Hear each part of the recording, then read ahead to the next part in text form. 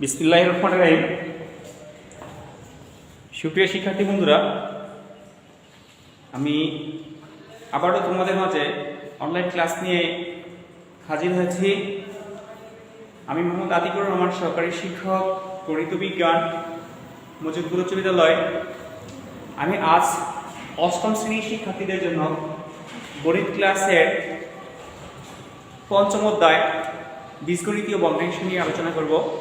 বীজগণিতীয় ভগ্নাংশের কিছু গুরুত্বপূর্ণ গাণিতিক সমস্যার সমাধান শিখব।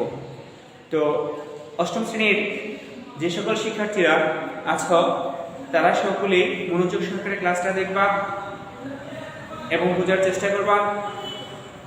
কিছু গুরুত্বপূর্ণ পয়েন্ট থাকতে পারে বা আছে, সেই পয়েন্টগুলো নোট করার জন্য খাতাগুলো সাথে নিয়ে বসবা। তো আজকে আসো বীজগণিতীয় ভগ্নাংশ কি, প্রাথমিকভাবে আমরা এই জিনিসটা জানি। বীজগণিতীয় ভগ্নাংশ হচ্ছে কি দুটি বীজগাণিতিক রাশির অনুপাত। দুটি বীজগাণিতিক রাশির অনুপাত হচ্ছে কি বীজগণিতীয় ভগ্নাংশ। যেমন আসো a প্লাস b একটা বীজগাণিতিক রাশি, আরেকটা যদি হয় b প্লাস c, এটা হচ্ছে কি আরেকটা বীজগাণিতিক রাশি। তাহলে একটা রাশির সাথে আরেকটা রাশির অনুপাত আমরা সচরাচর এইভাবেও লিখতে পারি, এইভাবেও লিখতে পারি, অথবা এটাকে এইভাবেও লিখতে পারি। সুতরাং দুটোই সঠিক, এটা যেমন সঠিক এটাও সঠিক। তাহলে এইটা অথবা এটা, এই দুইটা রাশিকে এইভাবে প্রকাশ করার প্রক্রিয়ার নামই হচ্ছে কি বীজগাণিতিক ভগ্নাংশ। তো আসো এখান থেকে কিছু গুরুত্বপূর্ণ বিষয় নিয়ে আলোচনা করব। দেখো বীজগণিতিক ভগ্নাংশ, এরপর আসছে কি, হ্যাঁ প্রথম দিক দিয়ে পয়েন্টে আসছে কি বীজগণিতিক ভগ্নাংশের লঘিষ্ঠকরণ। লঘিষ্ঠ কথার অর্থ হচ্ছে কি সর্বনিম্নকরণ, অর্থাৎ ভগ্নাংশের লব ও হর এই দুইটার মধ্যে যে সাধারণ গুণনীয়ক সমূহ আছে এটা অপসারণ করার পর অবশিষ্ট যা থাকে সেটি হচ্ছে কি লঘিষ্ঠকরণ। দুইটা বীজগাণিতিক রাশির লব ও হর এর মাঝে যে সাধারণ গুণনীয়ক সমূহ থাকে সেই গুণনীয়ক সমূহ অপসারণ করার পর অবশিষ্ট যা থাকে সেটি হচ্ছে লঘিষ্ঠকরণ। সাপোজ 4ab একটা রাশি, আর এটা হচ্ছে 16bc হচ্ছে কি আরেকটা রাশি। তো খেয়াল করো এটা হচ্ছে কি লব, নিচেরটা হচ্ছে কি হর। তাহলে লব এবং হরের মাঝে কি কি অপসারণ করা যায় আমরা একটু খেয়াল করি। 4b ইনটু হচ্ছে কত a, আর এখানে হচ্ছে কত 4b ইনটু হচ্ছে কত 4c। তো শিক্ষার্থী বন্ধুরা খেয়াল করো এখানে গুণফল কিন্তু 4ab। কিভাবে আসে? 4 এর সাথে 4, এর সাথে b গুণ করলে 4ab আসে, আর নিচে 4 এর সাথে 4 গুণ করলে 4 4 16 16 আসে, b এর সাথে c গুণ করলে bc আসে। তার মানে উপরেরটা উপরে যা ছিল তাই, নিচেরটা নিচে যা ছিল তাই, কিন্তু একটু আকৃতিগতভাবে আমরা আমাদের প্রয়োজনে পরিবর্তন করেছি। খেয়াল করো এখন এই 4b কাটাকাটি করার পর অবশিষ্ট থাকে উপরে a, নিচে থাকে কত 4c। তাহলে এই যে সর্বশেষ একটা সিদ্ধান্তে আসলাম, উপরে লব হচ্ছে a, নিচে হর হচ্ছে 4c, অর্থাৎ এই দুইটার মধ্যে আর কোনো অংশ কাটাকাটি যায় না, অর্থাৎ আর তাদের মধ্যে কোনো সাধারণ গুণনীয়ক নেই। তাই এই রাশি বা এই ভগ্নাংশটির লঘিষ্ঠকরণ প্রক্রিয়া হচ্ছে কি এটা। আশা করি আমরা সকলে বুঝতে পারছি। তো এবার আসো আমরা কিছু গাণিতিক সমস্যা নিয়ে আলোচনা করব এই লঘিষ্ঠকরণ বিষয়ে। আসো পেজ নাম্বার 185, অষ্টম শ্রেণীর শিক্ষার্থীরা পেজ নাম্বার 85 হলো, দেখো অনুশীলনী 5.1 লঘিষ্ঠ আকারে প্রকাশ করো। প্রশ্ন নাম্বার 1 কি রয়েছে লঘিষ্ঠ আকারে প্রকাশ করো। তো আসো একের মধ্যে আমরা কি পাচ্ছি ক নম্বরে কি দেওয়া আছে খেয়াল করি তো 4 x স্কয়ার y কিউব এরপরে z পাওয়ার 5 নিচে কি দেওয়া আছে 9 x পাওয়ার 5 y স্কয়ার z পাওয়ার 3। হ্যাঁ, তো প্রাথমিক অবস্থায় আমরা আইডেন্টিফাই করব বা কাজ করব যে আমাদের স্বাভাবিক সংখ্যা দেওয়া আছে বা বাস্তব সংখ্যা দেওয়া আছে সামনে, সেই বাস্তব সংখ্যাগুলা নিয়ে আমরা একটু কাজ করব প্রাথমিক অবস্থায়। তাহলে প্রথমত কি দেওয়া আছে, উপরে লবে দেওয়া আছে 4, হরে দেওয়া আছে 9। তো এখান থেকে দৃশ্যমান অর্থে একটা সিদ্ধান্তে আসি যে 4 দ্বারা 9 কে কখনোই ভাগ করা যায় না, অথবা 9 দ্বারা 4 কে ভাগ করা যায় না, অথবা 4 এবং 9 এর মাঝখানে কোনো সাধারণ গুণনীয় নাই। যেহেতু নাই, তাহলে 4 এবং 9 এই দুটো অংশ আমরা আলাদা রাখলাম। এরপর আসি, এখানে আছে x, এখানে আছে x, তাহলে এখানে x স্কয়ার আর এখানে x হচ্ছে কত 5, তার মানে এখানে x আছে 2টা, এখানে x হচ্ছে কত 5টা। তাহলে সর্বনিম্ন কয়টা আছে আমরা সেটা আইডেন্টিফাই করব। তাহলে সর্বনিম্ন আছে উপরে কয়টা 2, মানে x পাওয়ার 2। তাহলে এটা পাশাপাশি আমরা x পাওয়ার 2টা উপরে লিখলাম আর নিচেও একই ভাবে x পাওয়ার 2টা লিখলাম। তো শিক্ষার্থী বন্ধুরা একটু খেয়াল করো, এখানে x পাওয়ার 5 ছিল, তার মধ্যে আমরা x পাওয়ার 2 লিখছি, তাহলে বাকি আছে কয়টা, তার মানে x বাকি আছে আরো 3টা। তাহলে বাকি 3টা x এখানে লিখে দিব, তার মানে x কিউব। এরপর আসি y, এখানে y আছে 2টা আর এখানে উপরে y আছে 3টা। তাহলে 2টা এবং 3টার মধ্যে সর্বনিম্ন হচ্ছে কি 2টা, তাহলে 2টা আমরা লিখব y স্কয়ার y স্কয়ার। তো y নিচে 2টা ছিল, 2টা লিখে দিয়েছি, সম্পূর্ণটা শেষ। উপরে y 3টা ছিল, 3টার মধ্যে 2টা লিখছি, বাকি আছে কয়টা একটা, কোথায় উপরে, তাহলে উপরে আমরা y লিখব। যারা অর্থপতি বকেয়া বিদ্যুৎ বিল পরিশোধ করেন নাই, অনতিবিলম্বে বকেয়া বিদ্যুৎ বিল পরিশোধ করা। এরপর আসি, এখানে z আছে, নিচে আছে z power 3, that means z 3টা, উপরে z পাওয়ার 5, দ্যাট মিন্স উপরে আছে 5টা। তাহলে উপরে এবং নিচের মধ্যে সর্বনিম্ন অথবা সবচেয়ে কম আছে 3টা, তাহলে 3টা z পাওয়ার 3 লিখলাম। এখন খেয়াল করো, উপরে এবং নিচে z পাওয়ার 3 লেখার পর উপরে 5টা ছিল, 5টার মধ্যে থেকে 3টা লিখছি, বাকি আছে 2টা, 2টা z উপরে লিখে দিব। তো শিক্ষার্থী বন্ধুরা, আশা করি সকলে এই পর্যন্ত বুঝেছ। যদি কারো বুঝতে সমস্যা থাকে কমেন্টের মাধ্যমে জানাবে, স্যার সর্বাত্মক চেষ্টা করব তোমাদের সকলকে ফিডব্যাক দিতে। তো এই পর্যন্ত বুঝছি। এরপর আসি, দেখো এই অংশটা উপরে এবং এই অংশটা নিচে, উপরে এবং নিচে কমন চাই, দ্যাট মিন্স এটা উপরেও আছে নিচেও আছে, তাহলে এই অংশটার সাথে এই অংশটা সম্পূর্ণরূপে কাটাকাটি যায়।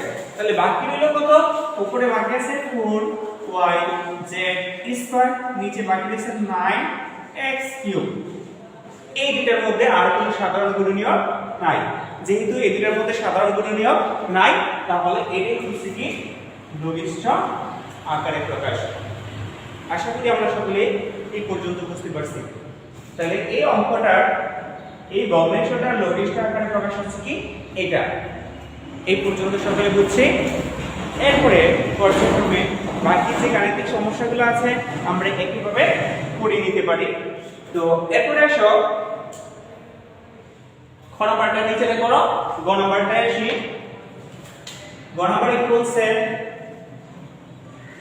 আসি x cube y plus x y cube, নিচে আছে x square y cube plus x cube y square. তো শিক্ষার্থী বন্ধুরা, সর্বপ্রথম যে কাজটা করব সেটা হচ্ছে কি, আমরা উপরে নিচে ক্যালকুলেশন করার আগে এখন যেহেতু মাঝখানে প্লাস চিহ্ন আছে, দ্যাট মিন্স উপরে একটা রাশি, সেই রাশিটার মধ্যে পদ আছে দুইটা, কিন্তু এই অঙ্কটা বা এই অংশটার মধ্যে উপরে একটা রাশি নিচে একটা রাশি, কিন্তু উপরের রাশির মধ্যে পদ সংখ্যা ছিল একটা, নিচের রাশিতে পদ সংখ্যা ছিল একটা। তাহলে এই একটা ভগ্নাংশের মধ্যে উপরে একটা রাশি দেওয়া আছে, নিচে একটা রাশি দেওয়া আছে, কিন্তু উপরের রাশিতে ভগ্নাংশ আছে পদ সংখ্যা আছে দুইটা, নিচের রাশিতে পদ সংখ্যা আছে দুইটা। তাহলে প্রথম কাজ হবে আমাদের উপরে পদ দুইটার মধ্য থেকে সাধারণ গুণনীয়কটাকে কমন নেওয়া এবং নিচের পদ দুইটার মধ্য থেকে সাধারণ গুণনীয়কটাকে কমন নেওয়া, অর্থাৎ যেটা সর্বনিম্ন আছে সেটাকে আগে কমন নেওয়া। তাহলে এখন খেয়াল করো, এখানে x আছে তিনটা, এখানে x আছে একটা, তাহলে সবচেয়ে কম x আছে একটা, একটা কমন যায় নিলাম। এখন y এখানে আছে একটা, এখানে y আছে তিনটা, তাহলে দুইটার মধ্য থেকে সর্বনিম্ন y আছে একটা, তাহলে সেই y-টা কমন নিলাম। কমন নেওয়ার পর এখন এখানে y একটা ছিল, একটা নিয়ে নিয়েছি, আর কোনো y বাকি নেই। তাহলে এখানে x তিনটা ছিল, তিনটার মধ্যে একটা নিয়েছি, তাহলে x বাকি আছে কটা? আর দুইটা। তাহলে এখানে x দুইটা নিলাম, x স্কয়ার। এখন এখানে x একটা ছিল, একটা নিয়ে নিয়েছি, এখানে y তিনটা ছিল, তিনটার মধ্যে একটা নিয়ে নিয়েছি, তাহলে এখানে y বাকি আছে কয়টা? দুইটা। আশা করি এটা বুঝতে পারছি। একই ভাবে নিচেরটা খেয়াল করো, নিচেরটার মধ্যে খেয়াল করো, এখানে x আছে কয়টা? দুইটা, x আছে এখানে তিনটা, তাহলে দুইটা তিনটা সবচেয়ে কম হচ্ছে কি? দুইটা, তাহলে x দুইটা কমন নিলাম। এরপরে এখানে y আছে তিনটা, এখানে y আছে দুইটা, তাহলে সর্বনিম্ন y হচ্ছে কয়টা? দুইটা, তাহলে দুইটা y কমন নিলাম। এখন প্রশ্ন, এখানে x বাকি ছিল না, কেন? দুইটা ছিল, দুইটা আমরা নিয়েছি, এখানে y তিনটা ছিল, তিনটার মধ্যে দুইটা নিয়েছি, তাহলে y বাকি আছে একটা, তাহলে y টা লিখলাম, মাঝখানের চিহ্ন প্লাস প্লাস দিলাম। এরপর আসো, এখানে x ছিল তিনটা, নিচে দুইটা, বাকি আছে একটা x, এখানে y দুইটা ছিল, আমরা দুইটা y নিয়ে নিয়েছি, তাহলে y কোনো বাকি নাই, তাহলে এই পর্যন্ত এটা। এখন প্রশ্ন, একটু কাজ করি, x y into x square plus y square, এখানে x আছে দুইটা, y আছে দুইটা, কিন্তু উপরে x আছে একটা, তাহলে আমরা একটা x এবং একটা y পাশাপাশি রেখে তারপরে আরেকটা x আরেকটা y লিখলাম, অবশিষ্ট এটা x প্লাস y সাজিয়ে লিখলাম। দেখো দুটোটাই যেহেতু প্লাস x, তাহলে x টাকে আগে লিখি, y টাকে পরে লিখি। কেন আগে কেন পরে লিখলাম? কারণ আমরা ইংরেজি বর্ণমালা অনুসারে যেই বর্ণটা সবার আগে আসে সেটাকে আগে লেখা হয়, যে বর্ণটা পরে আসে সেই বর্ণটাকে পর্যায়ক্রমে পরে লেখা হয়, যেহেতু দুটোটা মানে প্লাস চিহ্নের, এইজন্য। তাহলে এখান থেকে একটা অংশ কাটা যায়, এখানে xy, এখানে xy কাটা যায়, তাহলে উপরে বাকি রইল কত? x square plus y square, আর নিচে বাকি রয়েছে xy into x plus y। আশা করি আমরা বুঝছি এইটার প্রতিষ্ঠাকরণ প্রক্রিয়া হচ্ছে কি একটু। তো এই পর্যন্ত আমি আশাবাদী তোমরা সকলেই বুঝতে পেরেছো। তারপরে যদি কারো কোনো সমস্যা থাকে সর্বোত্তম চেষ্টা করব সমাধান দিতে, তোমরা আমাকে নক করো।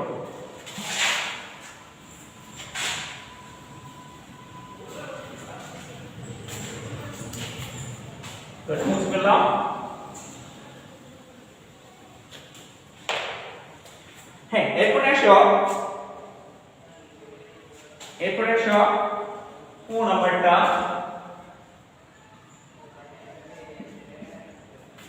এটাতে কি বলছে?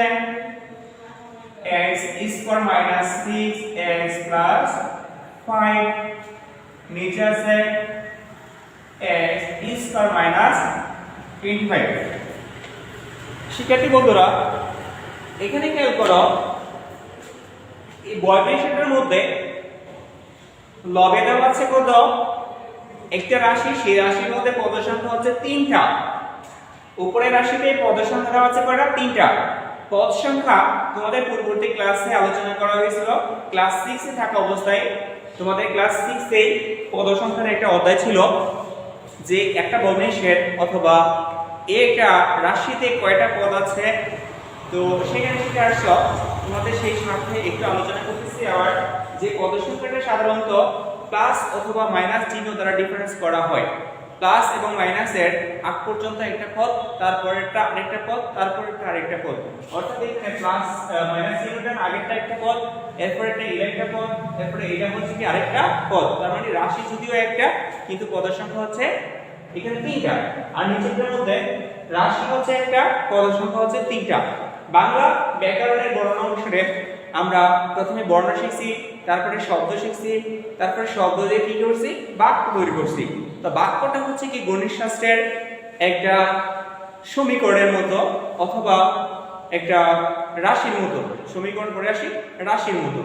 তাহলে রাশিতে যেরকম কতগুলা পদ থাকে, বাংলা ব্যাকরণে একটা বাক্যের মধ্যে ঠিক তদ্রূপ কতগুলা শব্দ থাকে। কতগুলা শব্দের সমন্বয়ে যেরকম একটা বাক্য তৈরি হয়, এই গণিত শাস্ত্রেও ঠিক এরকম কতগুলা পদের সমন্বয়ে এক একটা রাশি তৈরি হয়। আবার দুই বা ততোধিক রাশি মিলে একটা কি হয়, সমীকরণ তৈরি হয়। তো আসো, উপরে একটা রাশি, নিচে একটা রাশি। তো আমরা পূর্ববর্তী অধ্যায়ে এখানে 4.3 শিখেছিলাম যে উৎপাদক বিশ্লেষণ। তো যেহেতু রাশিটা তিনটা পদ আছে, সেই তিনটা পদকে সর্বপ্রথম আমাদের যে কাজটা করতে হবে, উৎপাদক বিশ্লেষণ করতে হবে। নিচের একটা রাশি, সেটাকেও উৎপাদক বিশ্লেষণ করতে হবে। কেন করতে হবে? কারণ তিনটা পদের মধ্যে কোনো অংশ কমন যায় না। নিচেও দুইটা পদের মধ্যে কোনো অংশ কমন যায় না। যেহেতু কমন যায় না, সেহেতু সবার আগে কাজ করতে হবে কি, উৎপাদক বিশ্লেষণ করতে হবে। তাহলে আসো আমরা উৎপাদক বিশ্লেষণের জন্য প্রথম রাশি যা ছিল তা লিখে রাখলাম, কিন্তু প্রথম রাশির সহগ কত এটা আইডেন্টিফাই করতে হবে উৎপাদক বিশ্লেষণ করার আগে সর্বপ্রথম। তাহলে এই রাশির সহগ হচ্ছে কত, 1। তাহলে 1 এর সাথে লাস্ট যেটার মধ্যে x বর্জিত, সেই রাশিটা বা সেই পদটা কত। তাহলে 1 এর সাথে এর লাস্টে আছে কত, 5। তাহলে 1 এর সাথে 5 আমরা যদি গুণ করি, তাহলে 5 কে 5 আসে। শিক্ষার্থী বন্ধুরা একটু খেয়াল করো, 5 কে 5 আছে। তাহলে 5 কে উৎপাদক বিশ্লেষণ করলে অথবা বাংলায় একটাই মান পাই, সেটা হচ্ছে কি 5 ওকে 5। এটা ছাড়া আর কোনো মান পাওয়া যায় না। তাহলে যেহেতু 5 এর গুণনীয়ক সংখ্যা হচ্ছে কি একটা 1 আর একটা হচ্ছে 5, তাহলে এটাই নিতে হবে।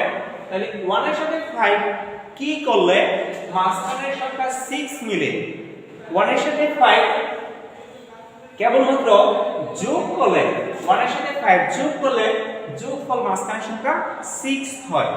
যেহেতু যোগ করলে হয়, তাহলে আমাদের মাঝখানের চিহ্নটা কি দেওয়া আছে, মাইনাসের। তাহলে দুটোটা সংখ্যা মাইনাসের নিতে হবে। তাহলে আসো, তাহলে 1 এর ক্ষেত্রে 1 ওকে 1 x লিখলাম, আর মাইনাসের 5 x লিখলাম। এখানে x হচ্ছে একটা, 1 সামনে দিলে হয়, না দিলে হয়। এরপর আসো লাস্টের সংখ্যা 5, আর নিচে থেকে লেখা যায় কত, x স্কয়ার মাইনাস 25 কে লেখা যায় 5 স্কয়ার। এরপর আসো এই দুইটার মধ্য থেকে কমন যায় কি, তাহলে কমন বলতে কি, সর্বনিম্ন সংখ্যা কমন যায়। তাহলে এদের মধ্যে x আছে দুইটা, এটার মধ্যে x আছে একটা। তাহলে দুইটার মধ্য থেকে সর্বনিম্ন x আছে একটা, একটা কমন নিলাম। তাহলে এটা থেকে যদি দুইটা থেকে একটা x কমন নিই, বাকি থাকে আরেকটা x। আর এখান থেকে x একটা ছিল, একটা কমন নিয়েছি, তাহলে বাকি দিছে একটা অজানা সংখ্যা, সেটা হচ্ছে কি 1। তাহলে -1 দিলাম। এখন এই দুটোর মধ্য থেকে সবার সামনের চিহ্নটা হচ্ছে কি মাইনাসের, তাহলে এখানে চিহ্নটা হবে মাইনাসের। যেহেতু মাইনাস দিলাম, তাহলে এই দুইটা রাশি দুইটা পদের মধ্য থেকে কমনটা কি, এখানে 5 আছে, এখানে 5 আছে, এখানে x নাই, এখানে x আছে বাট এখানে x নাই। যেহেতু x নাই, x যাবে, তাহলে x কমন যাবে না। তাহলে কমন যায় কত, 5। তাহলে 5 দিতে হবে, নিলাম 5। এরপরে অবশিষ্ট এখানে থাকবে কত, x। এখন যেহেতু সবার সামনে চিহ্নটা মাইনাসে ছিল, আমরা মাইনাসটাকে কমন নিতেছি, তাহলে মাইনাসটা কমন নিলে এখানকার প্লাসটা কি হয়ে যাবে, এখানে মাইনাস হয়ে যাবে। আর 5টা যেহেতু কমন নিয়ে আসছি, তাহলে 5টা এখানে চলে আসছে। তাহলে বাকি থাকবে 5 এর সাথে 1 গুণ করলে 5 কে 5, তাহলে সেই সংখ্যাটা হবে কি 1। আশা করি বুঝছি। খেয়াল করো, এটার সাথে আবার গুণ করো, গুণফল এটা আসবে, এটার সাথে আবার এটা গুণ করো, গুণফল এটাই আসবে।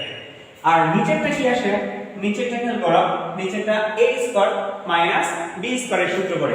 তাহলে a স্কয়ার মাইনাস b স্কয়ারের সূত্র হচ্ছে a plus b into a minus b। এখন উপরে আবার খেয়াল করো, এইটা একটা রাশি, এটা হচ্ছে ক্যারেক্টার রাশি। এই রাশি দুইটার মধ্য থেকে কি কমন যায়? এই রাশি দুইটার মধ্য থেকে দেখো এখানে x আছে, এখানে 5 আছে, কমন যায় না। বাট ব্র্যাকেটের ভিতরে x মাইনাস এর 1, এখানে আছে কি ব্র্যাকেটের ভিতরে x মাইনাস 1, তাহলে x মাইনাস 1 টা কমন যায়। তাহলে x মাইনাস 1 কমন নিলাম, বাকি আছে এখানে x আর এখানে বাকি আছে কত 5, আর নিচে x plus 5 into x minus 5। তো এখন খেয়াল করো লব এবং হরের মধ্যে এখানে আছে x প্লাস 5, উপরে কোথাও x প্লাস 5 নাই, কিন্তু উপরে আছে x মাইনাস 1, নিচে কোথাও x মাইনাস 1 নাই। বাট এখানে x মাইনাস 5 আছে নিচে, উপরে x মাইনাস 5 আছে, তাহলে উপরে এবং নিচে যেটা কমন যায় সেটা আমরা কেটে দিলাম। তাহলে অবশিষ্ট থাকলো কত? উপরে থাকলো x মাইনাস 1, নিচে থাকলো x প্লাস 5। এটাই হচ্ছে ক্লিয়ার লজিক আকারে প্রকাশ। তো শিক্ষার্থী বন্ধুরা, আজকে যে পর্যন্ত আলোচনা করেছি, হয়তো আমি আশাবাদী যে এই পর্যন্ত কারো কোনো সমস্যা হওয়ার কথা না। তো এই পর্যন্ত সবগুলা গাণিতিক সমস্যার সমাধান আমরা করে ফেলবো বাসায়। যেগুলো বাকি আছে আমরা সর্বাত্মক চেষ্টা করেছিলাম কিছু সংখ্যক গাণিতিক সমস্যার সমাধান করে তোমাদেরকে একটু উপকৃত করার জন্য। তো আজকে এই পর্যন্তই। সকলে ভালো থাকো, সকলে সুস্বাস্থ্য মঙ্গল কামনা করে আজ আমি তোমাদের মধ্য থেকে বিদায় নিচ্ছি। ওকে, আল্লাহ হাফেজ, সকলকে ধন্যবাদ।